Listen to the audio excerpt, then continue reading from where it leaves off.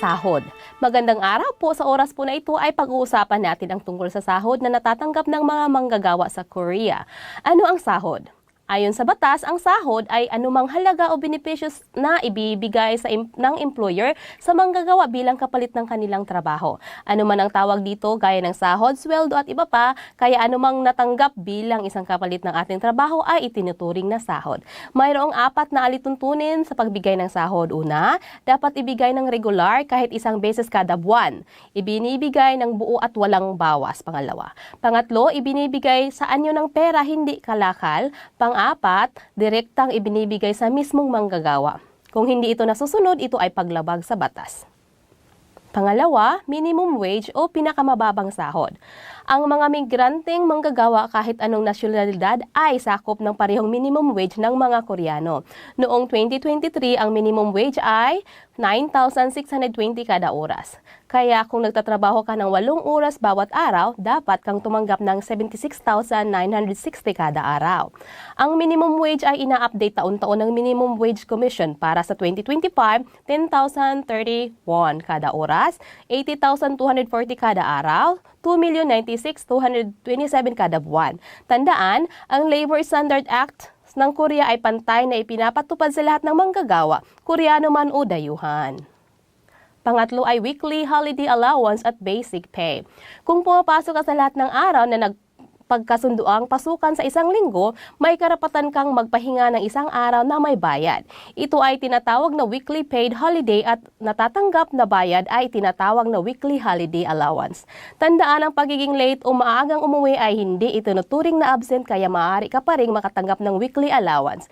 Halimbawa, kung ang 8 oras ang trabaho sa isang araw at 5 araw kang pumasok sa kada linggo, ay makakatanggap ka ng average or buwanan. So, isang linggo, 2.8.56 ka oras equals 209 kada oras sa isang buwan. Kaya, i-divide ito 209 ka oras times 10,030 is equals to 2,996,240 sa isang buwan ng sahod.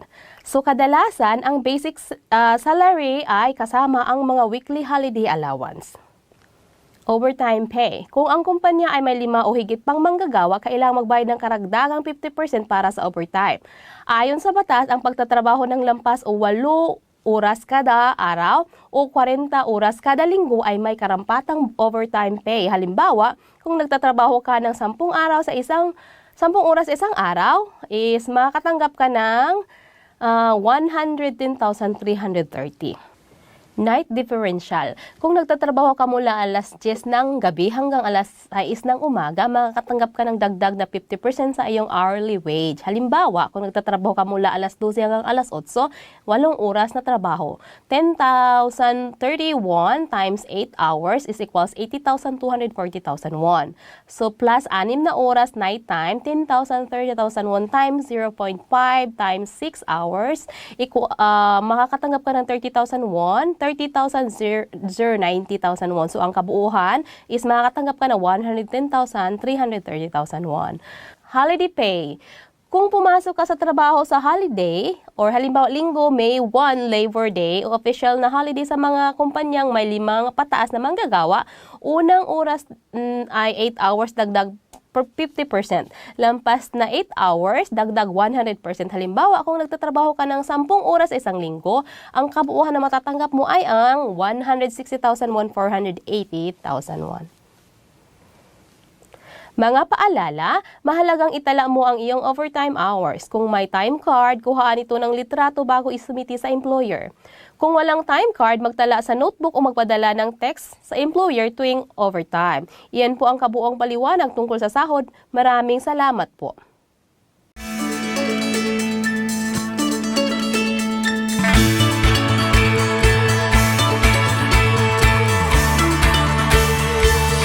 Pangatlong bahagi, minimum minimum wage kasama ang provisionary deduction of exception para sa simpleng trabaho. Magandang araw po, sa oras po na ito ay tatalakayin natin ang tungkol sa minimum wage o ang pinakamababang sahod. Ano nga ba ang minimum wage? Ang batas sa minimum wage ay ipinatupad ng gobyerno upang tiyakin na ang mga manggagawa ay tumatanggap ng hindi bababa sa itinakdang pinakamababang sahod. Layunin nito ang protektahan ang mga manggagawang mababa ang kita. Ang minimum wage ay pantay-pantay na naangkop sa lahat ng manggagawa anuman ang kanilang nasyonalidad, kasarian at iba pa. Kahit isang empleyado lamang ang mayroon, ang isang negosyo sakop na ito ng batas. Minimum wage na sa nakaraang 5 taon. Ang halaga ng minimum wage ay inaaprubahan taon-taon at ito ay pinapatupad mula Enero 1 hanggang Disyembre, katapusan ng buwan sa mga susunod na taon. So dito makikita mo sa ating 2021, mayroon tayo 8,720,000 won. So, isang buwan na sahod ay 1,822,480,000 won. Sa 2022 naman, mayroon tayong oras na 9,160,000 won. So, ang sahod ay 1,914,440 won. So, sa 2023, tinaasan na naman yung sahod. So, 9,620 per hour. So, 2,010,581. Noong 2024, 9,860 at naging 2,060,741. Ngayong 2025 ay naging 10,031. So, ang sahod na matatanggap ay 2,096,270,000 won. Panahon ng pagsubok o probationary period at bawas sa sahod. Ang employer ay maaaring magtagda ng panahon ng pagsubok or probationary period para sa manggagawang may kontrata na 1 taon o higit pa at maaaring bawasan ang sahod ng hanggang 10% mula sa minimum wages sa loob ng pinakamataas na 3 buwan. Gayunpaman, kung walang malinaw na kasad sa kontrata tungkol sa panahon ng pagsubok, hindi ipinapayagan ang pagbabawas ng sahod. Bukod dito, ayon sa batas, ang mga tinatawag na manggagawang may simpleng gawain na hindi maaaring bawasan ng sahod kahit pa sila ay nasa panahon ng pagsubok, dapat pa rin silang tumanggap ng 100% ng minimum wage. Pang-apat ay manggagawang may simpleng gawain. Walang bawas sa sahod kahit may probationary period. Ang mga manggagawa na nagtatrabaho na hindi nangangailangan ng kasanayan o espesyal na pagsasana itinatawag na simpleng gawain ay dapat tumanggap ng buong sahod 100% ng minimum wage. Kahit sila ay nasa ilalim ng probationary period. Ito ay dahil ang mga kanilang trabaho ay hindi nangangailangan ng pagsasanay kaya walang sapat na dahilan para bawasan ang sahod sa panahon ng pagsubok. Kung ganoon, sino-sino ba ang maituturing na mga manggagawang may simpleng gawain? Dito makikita sa chart, ang uri ng trabaho ay industriya, konstruksyon ng pagmimina, o industriya ng paggawa, manufacturing, transportasyon, pagsasaka, panggugubat at pangingisda, pagsasaka at tagalinis ng palaisdaan, pamamahala ng gusali at tagapaggalap ng basura or basuriro. So dito makikita mo ang kanilang mga magagawang simpleng trabaho sa construction para simpleng manggagawang sa pagmimina, taga-install ng furniture at taga-deliver. Ngayong taon na to ay dumagdag ang pangangalaga ng gusali, tagapamahala at tagapaglinis ng kagamitan at pasilidad ng gusali, tagapag-ayos ng recycle, katulong sa gawaing bahay at pag-aalaga ng bata, at katulong sa kusina or kitchen helper. Kapag may paglabag sa minimum wage, number 5. Kung ang isang employer ay nagbibigay ng sahod na mas mababa sa itinakdang minimum wage, ito ay lumalabag sa batas sa minimum wage at maaaring mapaparuwasan ng hanggang 3 taon, pagkakakulong o multa na hindi lalampas ng 20 million won. Kung hindi ibinayaran ang kulang ng halaga ng sahod batay sa minimum wage, maaaring magsampa ng reklamo sa Ministry of Employment and Labor. At kung napatunayang may paglabag sa minimum wage, ang isang migranteng manggagawa ay maaaring humiling ng paglipat ng lugar ng trabaho. Gayunpaman, kung ang pagkukulang sa sahod ay bunga lamang ng simpleng pagkakamali sa pagkalkula ng employer, hindi ito sapat na dahilan para sa paglipat ng trabaho.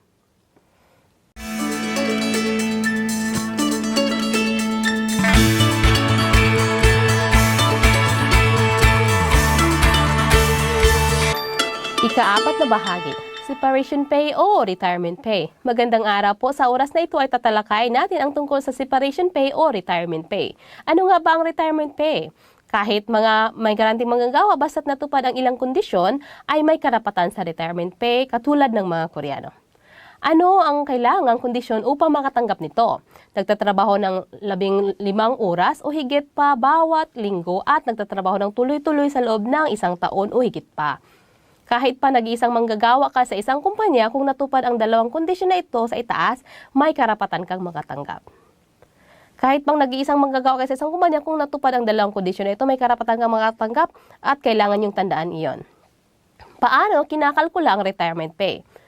Ang retirement pay ay katumbas ng 30 araw na bahagi ng average wage. Karaniwang sahod para sa bawat taon ng serbisyo. Narito ang eksaktong formula: retirement pay plus average wage times number of days work divide sa 365 na oras. Ano ang ibig sabihin ng average wage? Ito ay kabuuang sahod, kasama ang basic pay, overtime pay at iba pa, na iyong matatanggap sa 3 buwan bago ang araw ng pag-alis, or hinati sa kabuang bilang ng araw sa loob ng 3 buwang iyon.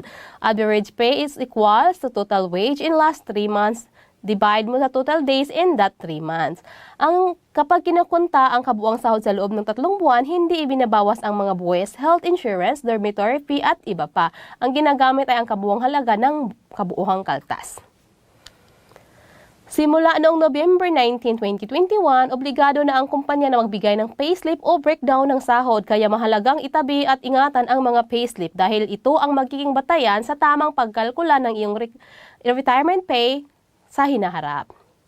Si Jay Naing ay nagsimulang magtrabaho sa KoreaTech.co Ltd noong Enero 1, 2021 na nagtatrabaho hanggang December 31, 2022 bago siya nagretiro.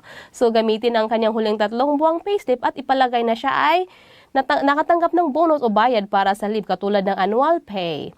Ito ang detalye, kategorya, noong 2022 Oktubre at hanggang 2022 November at 2022 Disyembre, 3 buwan.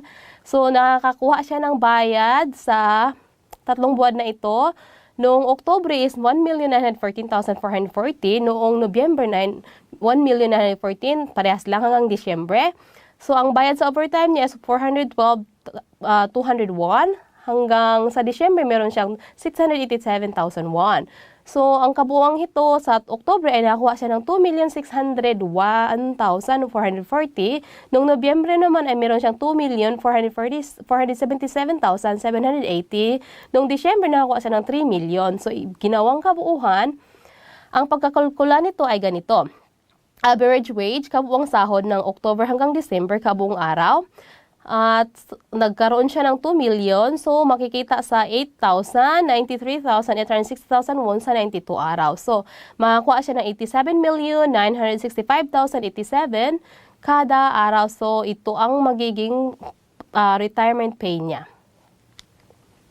Pagkalkula ng retirement pay. Retirement pay or average pay bilang ng araw ng serbisyo.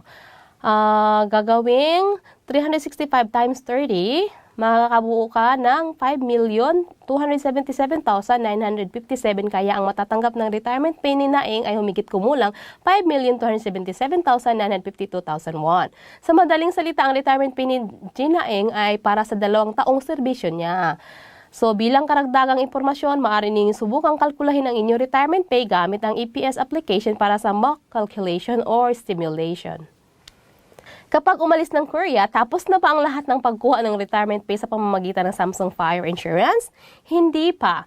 Kung ang halagang ibinayad sa iyo mula sa Samsung Fire Exit Insurance ay mas mababa kaysa sa tamang halaga ng retirement pay ayon sa batas, obligasyon ng employer na ibigay sa iyo ang natitirang halaga. Sa ilalim ng Employment Permit System E9, ang mga employer ay kinakailang maghulog ng 8.3% na buwan ng karaniwang sahod ng isang migranting manggagawa sa Samsung Fire and Marine Insurance bilang bahagi ng Exit Insurance.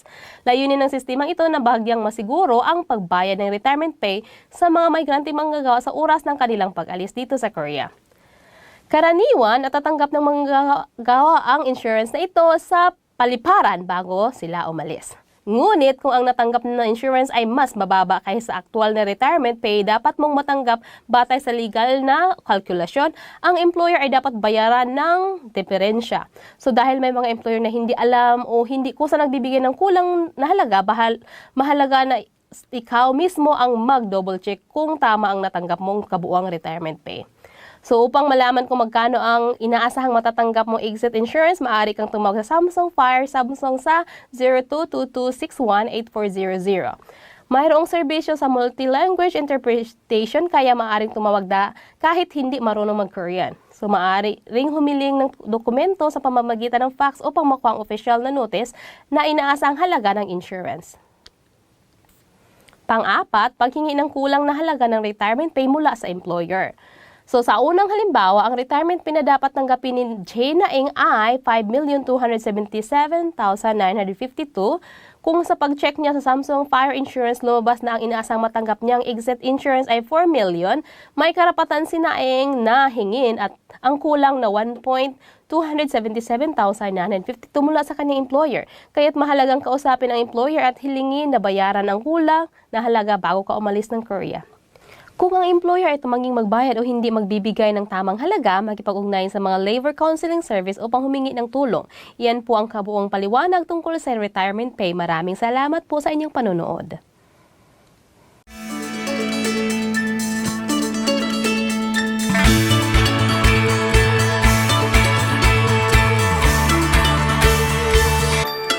Ikasampung bahagi.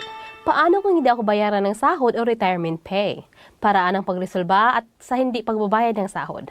Sa oras na ito ay tatalakay natin kung ano ang dapat gawin kapag hindi ka binayaran ng iyong sahod o retirement pay ng kumpanya at paano ito maaring maresolba. Una, pagreklamo sa Ministry of Employment and Labor. Kung hindi ka binayaran ng employer para sa trabaho na gawa mo o kulang lamang ang binayad, ito ay isang paglabag sa Labor Standard Act o Batas Paggawa. Sa ganitong kaso, nang hindi pagbayad ng sahod, maaari kang maghain ng reklamo, kasong kriminal sa Ministry of Employment and Labor upang humingi ng tulong. Tandaan mo, ang Ministry of Employment and Labor ay hindi direktang nangongolekta o kumukuha ng pera para sa iyo. Ang kanilang papel ay parusahan ang employer na ayon sa batas dahil sa hindi pagbabayad ng sahod, dahil dito madalas na napipilitang bayaran ng employer ang utang na sahod upang makaiwas sa parusa o kaso. Mga dapat ihanda bago magreklamo. Kung hindi ka nabayaran ng sahod, maaari mo bang agad i-report ito o maayos na agad ang problema? Sa ilang kaso, oo, pero kung wala kang sapat na ebidensya, maaaring hindi ito maresolba ng maayos. Kaya bago magsampa ng reklamo, mahalagang maingat na ihanda ang mga dokumento o ebidensyang magpatunay kung magkano ang hindi mo natanggap sa sahod. Dapat mong kalkulahin at patunayan kung ano at magkano ang kulang sa natanggap mong sahod at ihanda ang mga dokumento bilang patunay upang mas maging epektibo ang pagreklamo. Kasama sa mga ebidensyang maaaring ihanda ang mga sumusunod. Una, kontrata, payslip o breakdown ng sahod, sobre ng sahod, time card o tala ng pagpasok at pag-uwi or bank statement na nagpapakita ng sahod na pumasok sa iyong account. Mga text o chat na may kaugnay sa sahod mula sa pagpunta sa employment, talaan ng mga oras na nagtatrabaho ka, mga litrato o video na nagpapakitang nagtatrabaho ka. Mas maraming ebidensya, maipon, mas malaki ang posibilidad na maayos ang kaso. Makatutulong din kung magpatingin muna sa Labor Counseling Center upang mapakompute ang maayos at hindi nabayarang sahod bago magsampa ng reklamo. Ang pangatlo naman ay ang proseso ng pagsampa ng kaso at mga dapat tandaan. Kapag handa ka na, maaari ka nang maghain ng reklamo sa Labor Office na may jurisdiction sa address ng iyong pinagtatrabahuan. Pagkatapos ng pagreklamo, kadalasan ay mas assign ang isang labor inspector sa loob ng 1 hanggang 2 linggo. Makakatanggap ka ng text message na nagsabi kung kailan at anong oras ka kailangang humarap para sa investigasyon. Halimbawa, buwan, araw at oras. Sa araw ng imbestigasyon, dapat kang magtungo sa Labor Office, dala ang ebidensya at mas mainam kung may kasama kang kaibigan na mahusay magsalita ng Korean. Matapos ang imbestigasyon, ipapakita sa iyo ng inspektor ang tinatawag na Statement of Testimony. Dapat mong maigi itong basahin at tiyaking tama ang nilalaman, lalo na ang halagang hindi mo natanggap. Kung ang kailangang baguhin, sabihin mo ito agad sa inspektor upang maiwas to bago ka pumirma. Kung matapos ang imbestigasyon ay nakumpirma na totoo ang hindi pagbabayad sa iyo, ang inspektor ay magbigay ng utos na kautusan sa employer upang bayaran ka. Kung tumanggi pa rin ang employer na magbayad sa iyo, maaari siyang maharap sa kasong kriminal at maparusahan. Ngunit kung maparusahan man ang employer, hindi ibig sabihin nito na hindi mo na makuha ang sahod mo. Ang iyong karapatang makatanggap ng sahod ay manatiling may visa, kahit pa may kaso o wala. Tandaan, ang karapatang ito ay may visa lamang sa loob ng 3 taon, kaya kailangan kumilos agad bago ito ma-expired. Sa Korea, kapag may kaso ng unpaid wage, maaari mong gamitin ang tinatawag na Wage Claim Guarantee System. Sa ilalim nito, maaaring kabayaran ang kabuuan o bahagi ng sahod na hindi mo natanggap gamit ang pundo ng gobyerno. Wage Claim Guarantee System ang pang-apat. Kapag natapos na ang imbestigasyon ng Ministry of Labor na nakumpirma na ang halagang hindi nabayaran, maglalabas ang Labor Inspector ng dokumentong tinatawag na Employment Confirmation of Unpaid Wages. Kung nakapagsampa ka na ng ireklamo sa loob ng 1 taon matapos mong mag-resign, maaari kang direktang magsumite ng aplikasyon sa Korean Workers' Compensation and Welfare Services at makatanggap ng bayad kahit walang pagsasampa ng kaso sa korte. Ngunit kung mahigit 1 taon na ang nakalipas mula nung nag-resign ka bago magsampa ng reklamo, maaari kang humingi ng libreng tulong legal sa Korea Legal Aid Corporation upang magsampa ng kaso. Kapag may final court decision na pabor sa iyo, maaari mo itong gamitin upang mag-apply ng Wage Claim Guarantee sa Korea Workers' Compensation and Welfare Services. Ang Wage Claim Guarantee ay saklaw lamang ang unpaid wages na nangyari sa huling 3 buwan ng trabaho at unpaid retirement pay na hindi pa lumalampas sa 3 taong maximum payout. So, batay sa simplified process, meron tayong 7 million para sa sahod, 7 million para sa retirement pay, ngunit ang maximum total na bibigay sa iyo sa pundo ng gobyerno ay only 10 million lamang. So ang proseso ay maaring medyo komplikado kaya mainam na humingi ng tulong sa Labor Counseling Center para sa gabay. Iyan po ang kabuuang paliwanag tungkol sa mga paraan upang maresolba ang hindi pagbabayad ng sahod. Maraming salamat po sa inyong panonood.